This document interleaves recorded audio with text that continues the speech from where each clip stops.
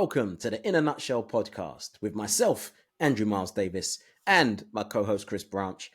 This is the 10-minute daily podcast where we take out all of the techie talk around generative AI and focus on what the everyday person, content creator, and marketer wants to hear.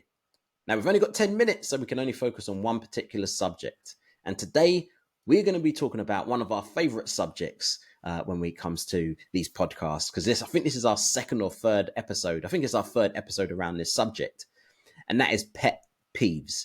Things that are happening in the world of AI that just gets on our nerves, just really, really annoys us. So what we're talking about this episode is just things that just makes us very, very angry. So Chris, kick it off. Yeah, so one of the biggest issues that's been ongoing so far in this AI experience is headlines in journalism claiming things like, look what AI made in 10 seconds. And really, the reality of it is there is no autonomous AI out there dreaming up this stuff. These are all humans using human-based tools. And they're art directors mostly coming up with just quick ideas and concepts, and they're taking it out of context. And there's no human attribution, and it's all sensationalized, and yeah, very frustrating.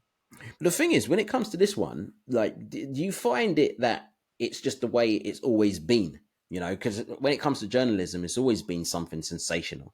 Obviously, you've got the broadcast sheets and the tabloids. So in the tabloids, there's always been sensationalism.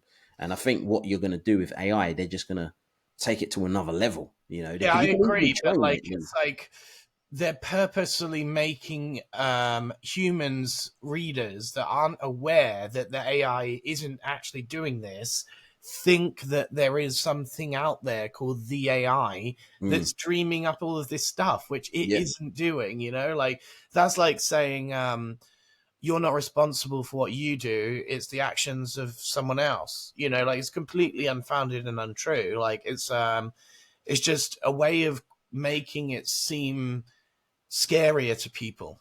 Yeah, I think that's really the irritation. Yeah, I think what you're going to see, especially moving forward towards the end of the year, next year, a lot more scary headlines around. Yeah, fear mongering, deep fakes, like people being ripped off because of this, cloning. And don't get me wrong, these things happen, but you're going to see a lot of negative things rather than positive things. And it's just like with social media. Yeah, exactly. It's like social media, but there needs to be more accountability from human authors, Yes. These are random people on the internet that are just making this propaganda, basically misinformation, and then it's going public, and then these people need to be accounted for. Yeah. And it kind of goes into my second pet peeve, which is people think AI is the answer to everything. Yeah. Yeah. It's like, ChatGPT will deal with it. Or, don't worry, we can just do it here. And AI is going to solve this. Yeah. So let's procrastinate and put it back until AI will do this. And, the world of, let's say, AI agents doing things, or the world where you can just say to Siri, can you sort this out? And then everything gets sorted out. That's still, for me, quite a long way away, And also, do we even want that? Yeah, I just think things get more complicated, when it comes to AI trying to solve everything. And one of the things that I get is that a lot of people will say, oh, ChatGPT will give me the answer, so I don't bother thinking, and that there is kind of a pet peeve. And I'll be honest, I've done it occasionally, and then sometimes I notice I do it and I like snap myself out of it and say, forget ChatGPT, let me just use my brain. And usually I can come up with something quicker as well. It's actually more satisfying too, the one that we had before this is don't Google it, don't Google it. I want to know the answer and have it come to my brain, and that be a satisfying sensation that you experience as a human being. Yeah, it's weird. Like, we're talking about all of this stuff, and the upside is, it can be incredibly useful and creative. The downside is it can be incredibly lazy and spammy, and this goes across nearly everything we discussed with AI. But one of the other pet peeves that I had at the moment is just the way people are using this, in general. It's unregulated, and we need to have more morals, and people need to, be responsible. Like, thinking into the near future, the number of lawsuits and litigation that's going to happen potentially, for people using copyright infringement and other things. It's just generally like the Wild West out there. And similar to when the pandemic happened. You know, I just hope people would be a bit more responsible. But no, they went and bought all the toilet rolls and all this stuff, you know, so old people couldn't get them. And it's just another thing, you know, it's just another irritant that you're like, you have to pander to the lowest of society when using anything.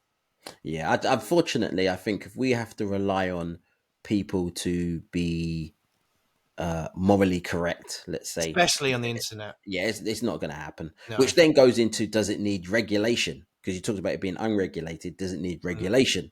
Which then kind of goes into another kind of pet peeve, which is when people talk about regulation, but there's no actual answer. They'll say, yeah, this needs to be regulated, but by who?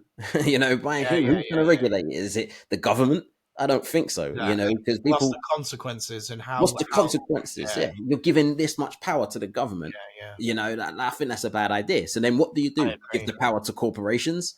You know, that's probably worse than giving it to the government. So who's going to regulate this? And you know, essentially, because what you've got is AI is going to become pretty much the internet, you know, soon. Like when it comes to the internet and AI, it's going to be like that. So you're going to give regulation to somebody or something or one world government that controls the internet. Exactly.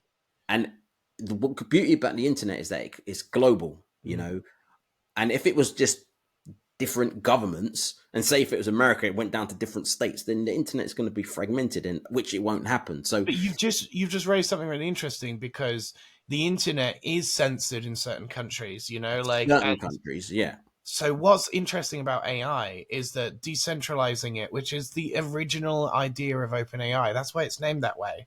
You know, for people that are interested, it was originally from Elon Musk. He named it that way because he didn't want anyone to have specific control over it, which is what you're discussing there, which is could be a massive issue with the future of the internet and with AI, in that only 3 people in the world or 3 companies control this thing. Yeah. And how, you know, it reports is all based on the agendas of these people. And that's a massive potential issue.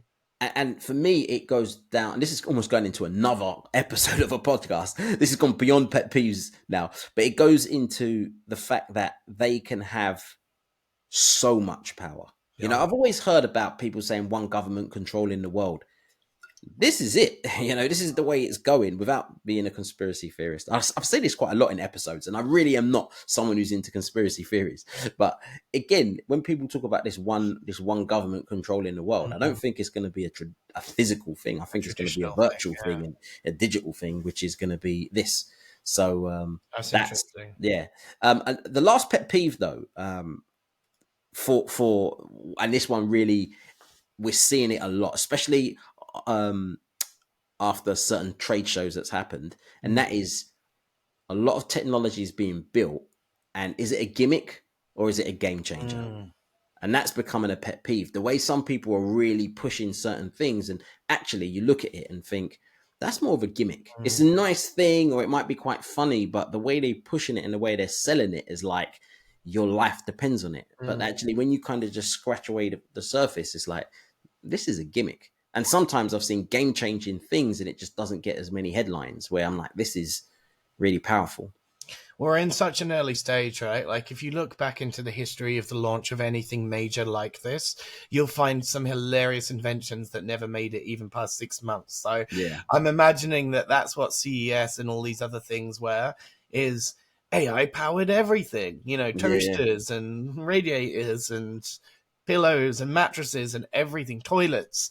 We had a good laugh about that. Like, some of it is gimmicky, some of it's incredible, some of it won't even, like, you know, prove its use case until someone accidentally discovers it. Like the fridge we talked about, you know, I'm imagining some mathematician or something to make some incredible use case that no one's ever thought about when they buy one of those, and then they'll make a product that's way better.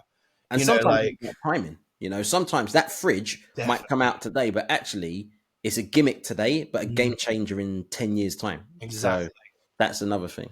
And you're going to have to pay through the ass to pay for it now. You know, that's the other thing. It's going to be $10,000+ for that fridge. And that same fridge in 5 years, plus, you know, 1 million manufacturers of that fridge, might be like $100. Exactly. So in a nutshell, this was our pet peeves And trust us, you're going to have a lot more episodes about things that's just annoying us. So let us know your pet peeves when it comes to what's happening in the world of generative AI.